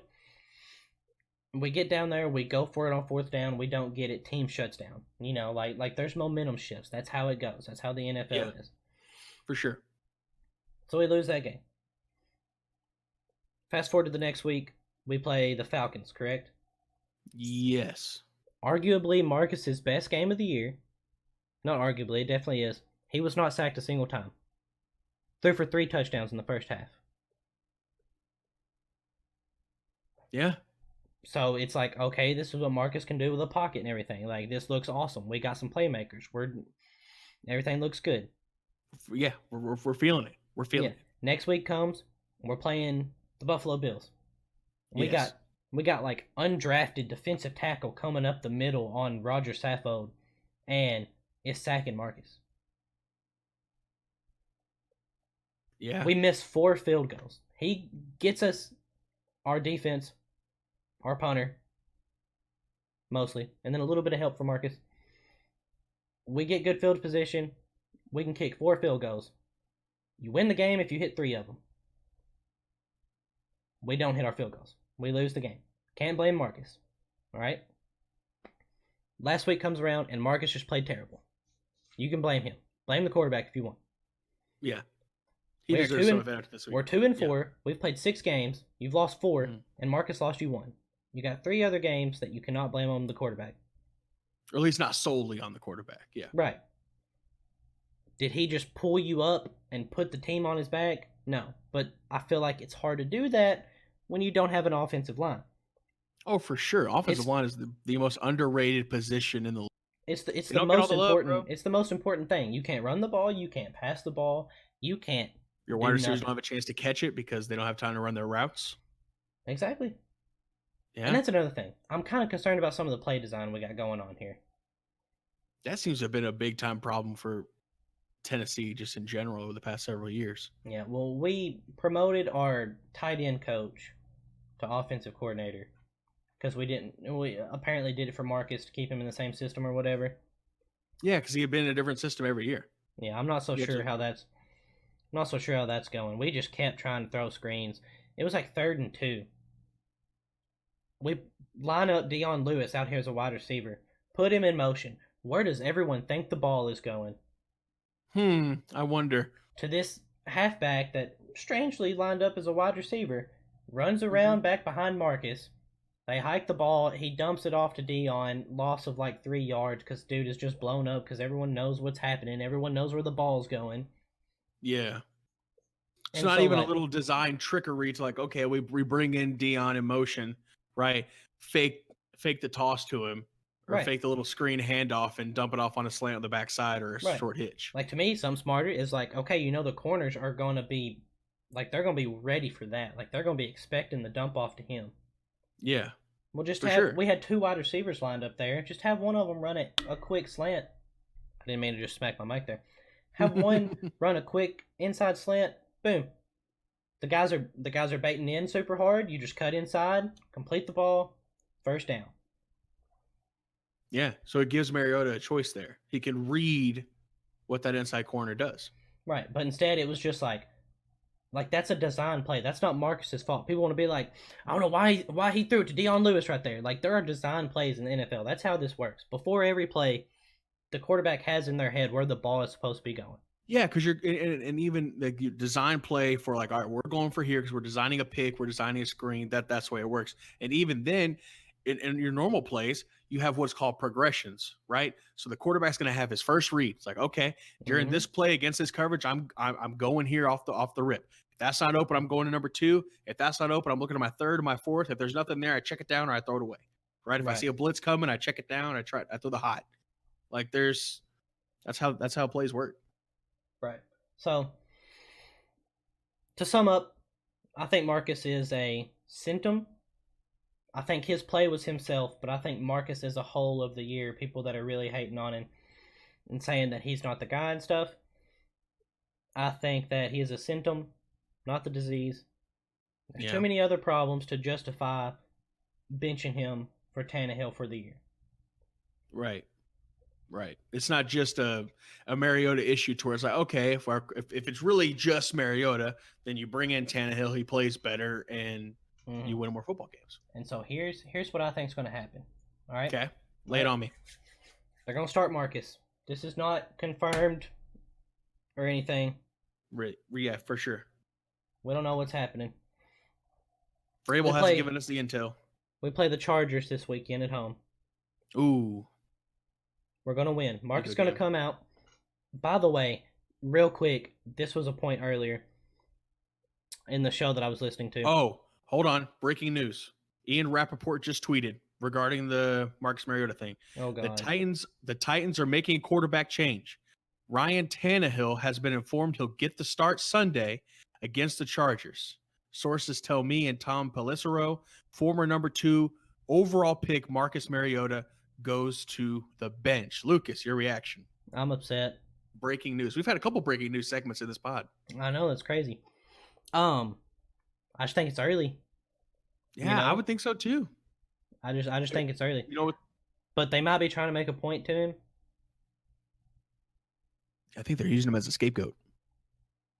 I think they're definitely using him as a scapegoat. I think they're saying trying to cover up, like, hey, we got to cover up the offensive line and stuff, like oh, it's Marcus's fault that the offensive line like. Yeah, and that tells me they don't believe in Marcus long term. They're not going to sign him long term. He's going to be a free agent at the end. Oh yeah, definitely. Based off that move. I was just about to say something like completely different. I was about to be like, we're gonna play the Chargers. We're gonna win. Like Marcus he's gonna play well. Yeah. Marcus plays great against these good quarterbacks. Like the last time we played Drew Brees, he won. He beat Tom Brady the last time he played him. He beat Russell Wilson the last time he played him. Like beat Carson Wentz last year. He beats these big time quarterbacks. Right.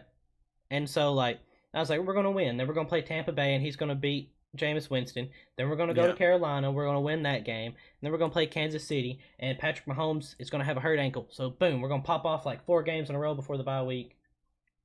But now I am losing faith. So, we'll see what happens. Now, since they did that, like you said, I think that's definitely them saying that they don't think Marcus is the guy.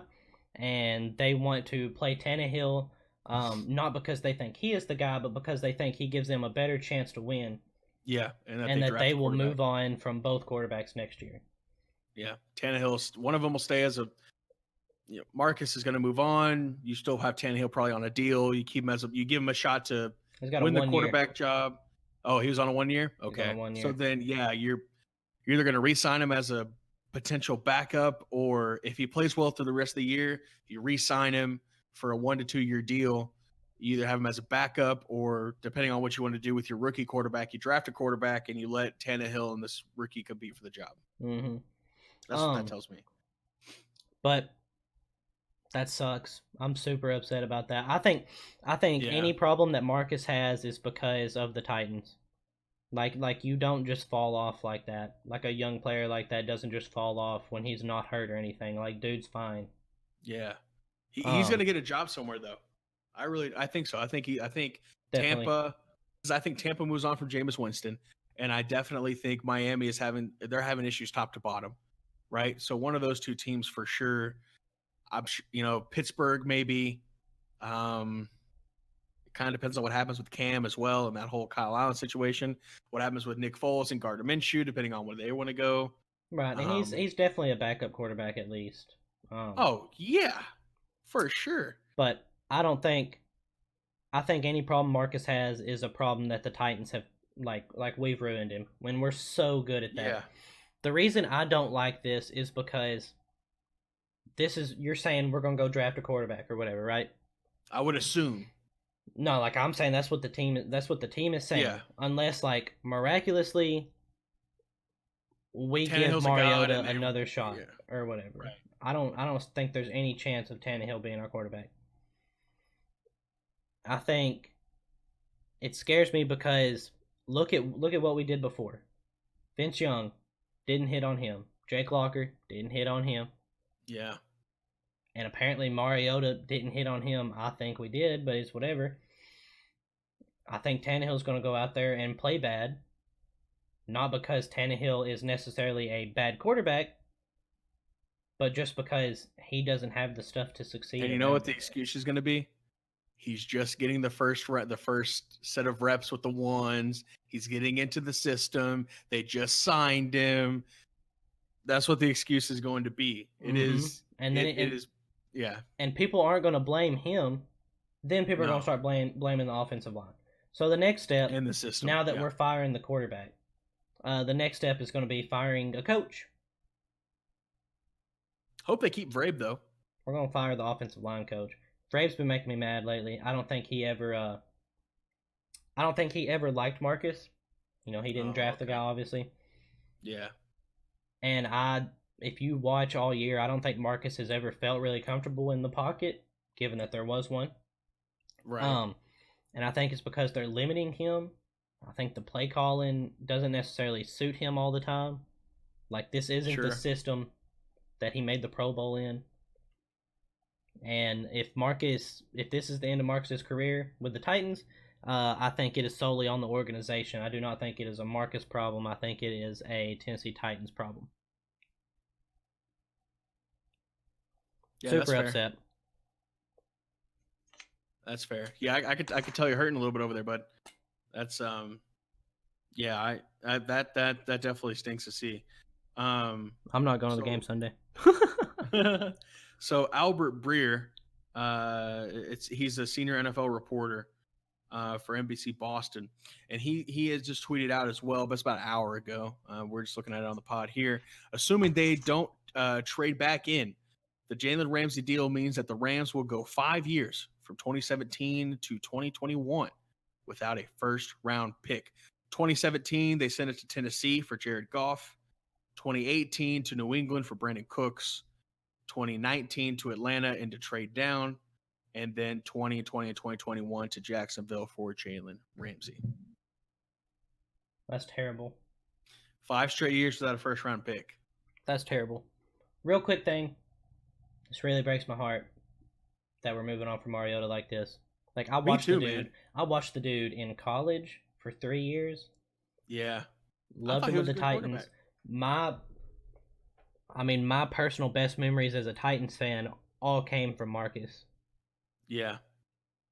Like, dude stiff-armed, it might have been Jalen Ramsey. Dude stiff-armed a Jaguars player to win the game for us. Like, put the dude in the dirt. And then turned around and a week later threw a touchdown to himself. Yeah, in a huge comeback against the Chiefs. And what do? We fire the coach because we want to go good to great. And apparently the quarterback got worse. Well, you keep changing the system on a quarterback. It's not good. It's not healthy. I think they've messed find a with system that works and you keep going, right? I think they've messed with like his fundamentals and everything. I just think they've screwed him up. Anyways, that's all from that. I'm super upset. I know. We're gonna move on from the depression pod. We're finishing last in the AFC South. One second. Let me recount. I got the schedule right here. Okay. All right. So what are we? We're 2-4 right now. 2-4 currently. All right. Loss. 1, 2, 3, 4,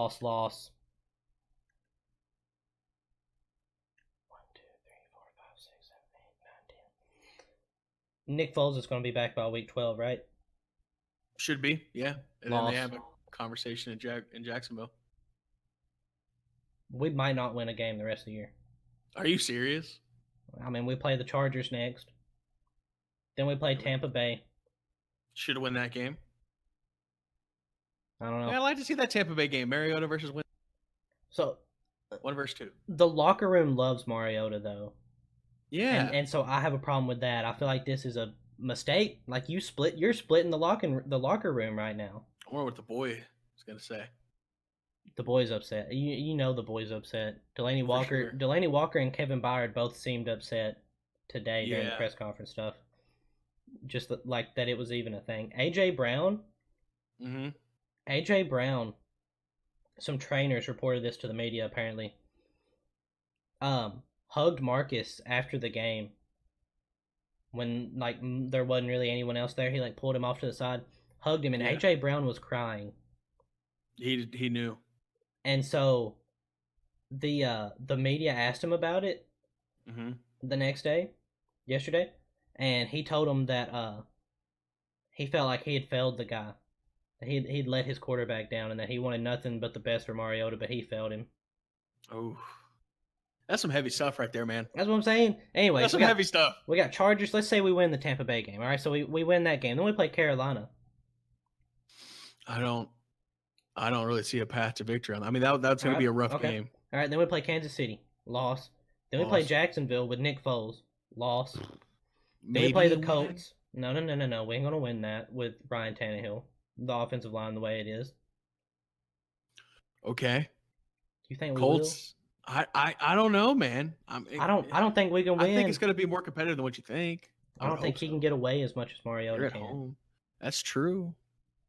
That's very true. Anyways, then we play the Colts away. You know what? Let's say we win the Jacksonville game. All right. So then we got 2 wins. All right, we play the Colts. in Indianapolis. We'll lose that. Yeah, that's a rough game. Then we go to Oakland. I don't know, Oakland's going to man. beat us. Oakland's playing good. Oakland is playing pretty good.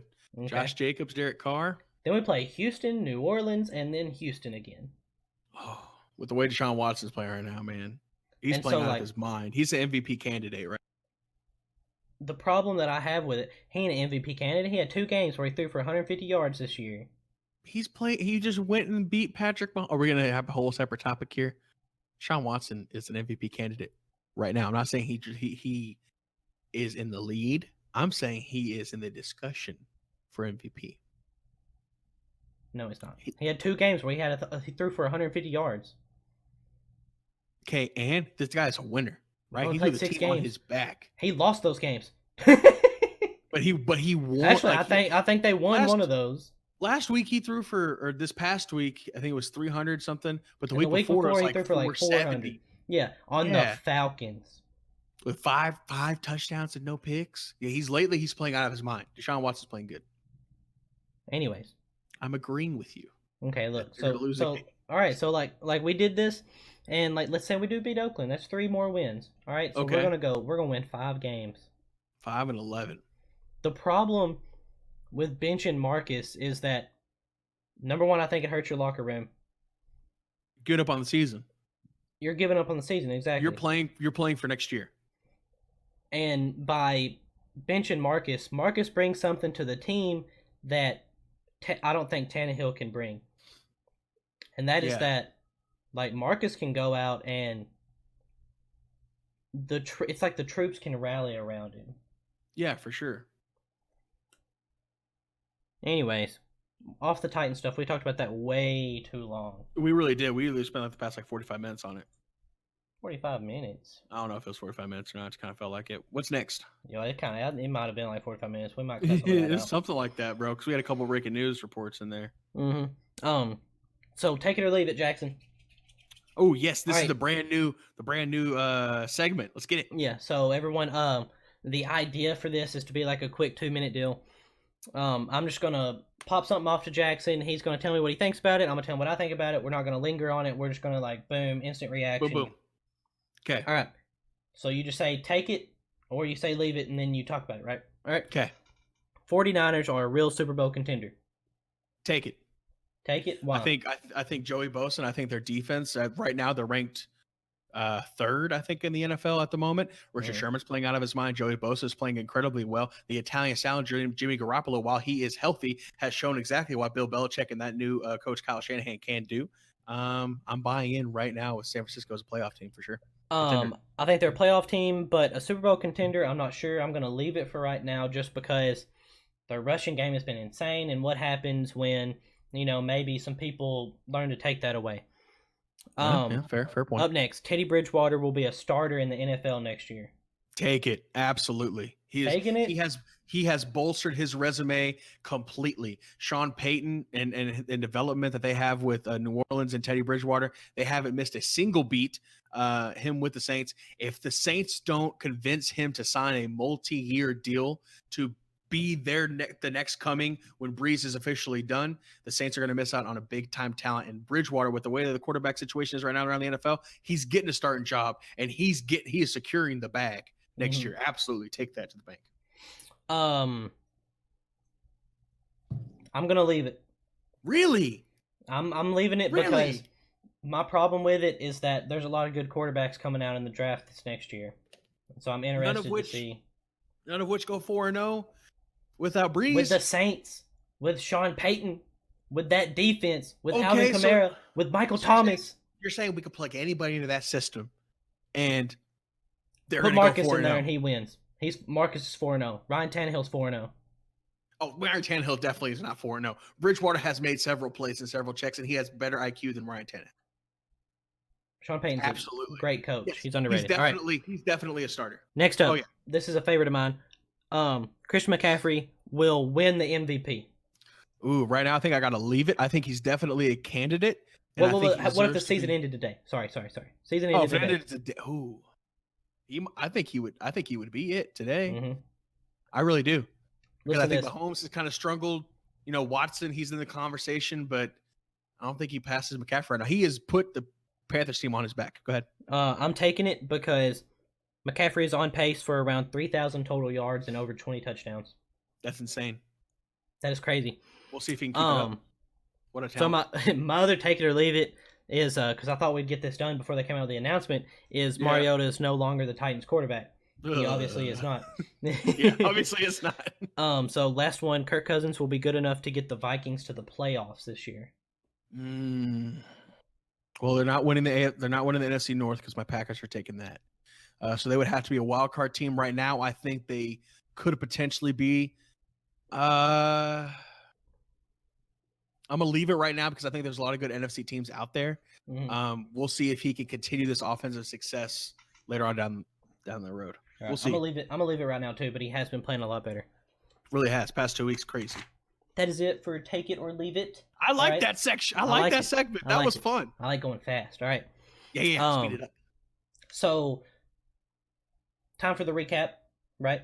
I'm not going to recap the games from last week that we didn't get to recap. I will recap the games that we picked.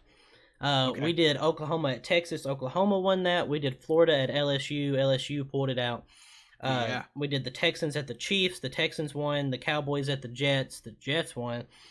Titans at the Broncos. The Broncos won. 49ers at the Rams. The 49ers won. They did. And Lions at the Packers. The Packers won.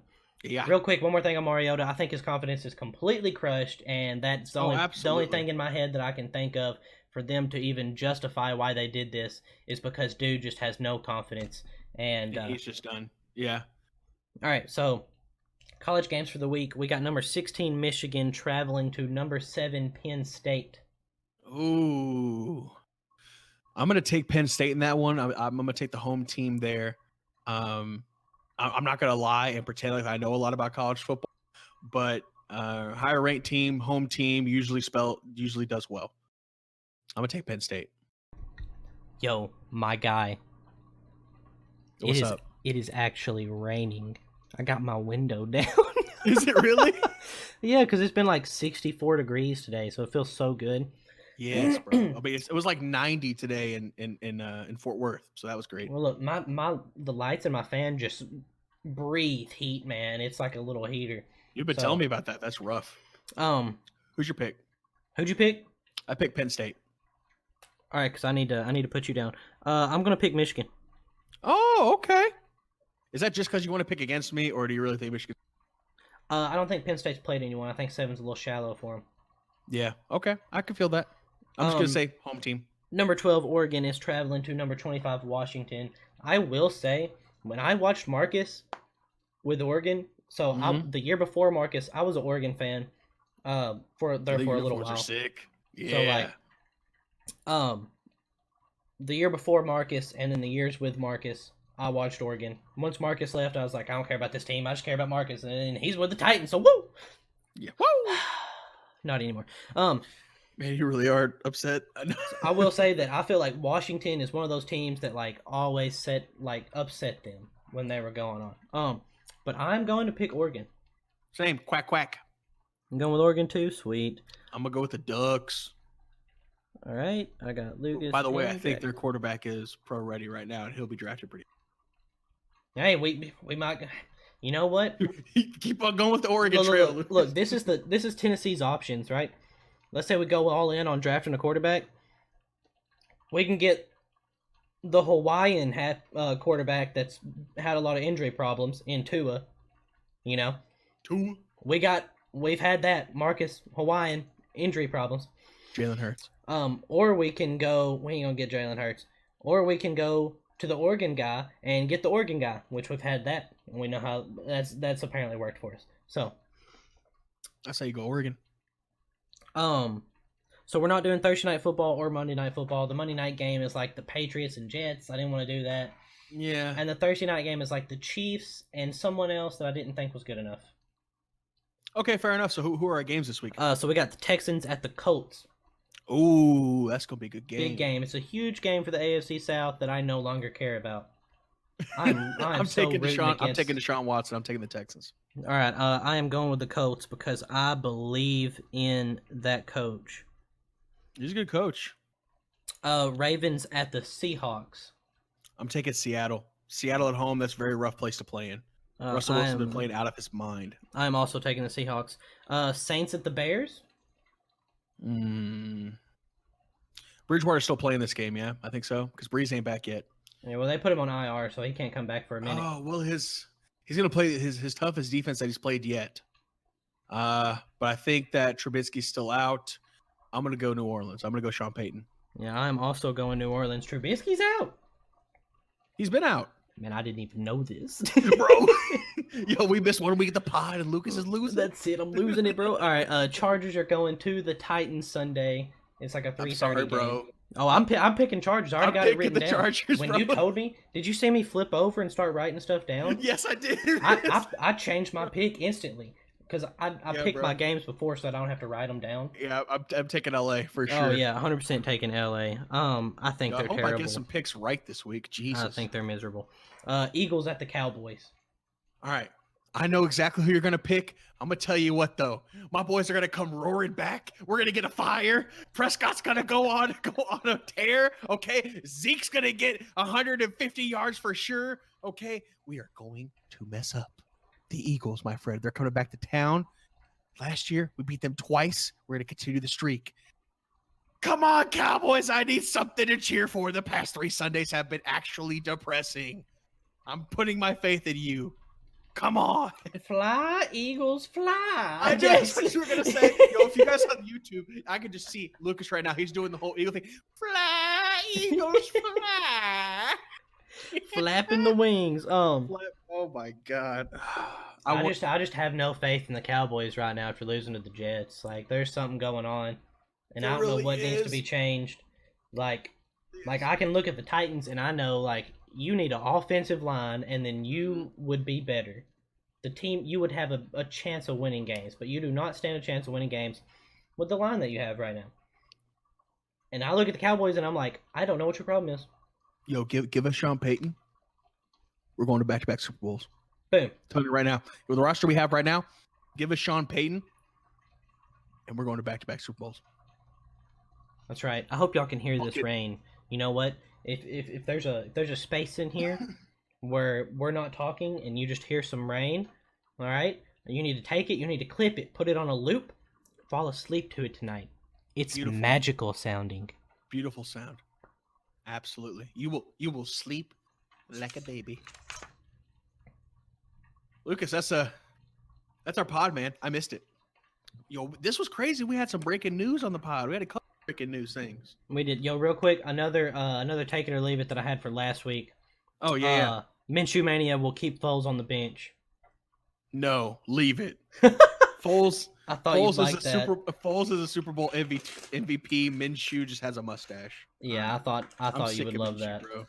Oh, I do. That is definitely that's all she wrote, boys. That's it. You guys know the deal. All right. You know the dealio. Which, by the way, real quick, I was about to say something about comments. We need to shout out Jackson's boy. Yo, the boy's coming through, Mr. Casey Crawford. Thank you, Casey, for leaving a. Okay, Casey, listen, bro.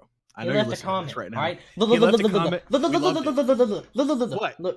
I know what you're about to say something. All right. Yes. I just thank you. I've been asking for comments for like 4 episodes now. I ain't got nothing. Until finally I get one, and then we didn't even get to do the podcast last week. Casey showed up big. All right. Here's I'll tell you what. Since Casey showed up big, I'm gonna shout out his team. Okay.